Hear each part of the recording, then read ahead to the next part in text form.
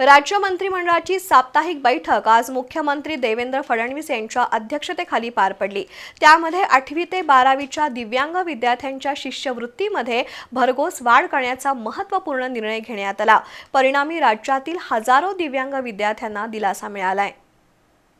राज्य मंत्रिमंडळाची बैठक आज मुख्यमंत्री देवेंद्र फडणवीस यांच्या अध्यक्षतेखाली पार पडली। त्यामध्ये जलसंपदा, पर्यावरण, दिव्यांग कल्याण, महसूल विभागाशी संबंधित एकूण 6 निर्णय घेण्यात आले।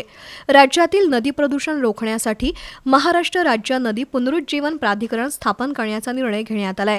त्यामध्ये राज्यातील 54 प्रदूषित नद्यांच्या पुनरुज्जीवनाचा समावेश करण्यात आलाय।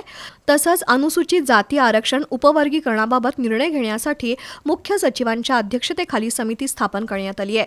तर भूमिलेख विभागात आता भूकरमापक पदाऐवजी परिरक्षण भूमापक पदाची निर्मिती करण्यात आली आहे। हे पद पदोन्नती आणि विभागीय भरतीद्वारे भरलं जाईल। सर्वात महत्त्वाचं म्हणजे 8वी आणि 12वीच्या दिव्यांग विद्यार्थ्यांच्या शिष्यवृत्तीच्या रकमेत राज्य सरकारनं वाढ केली आहे।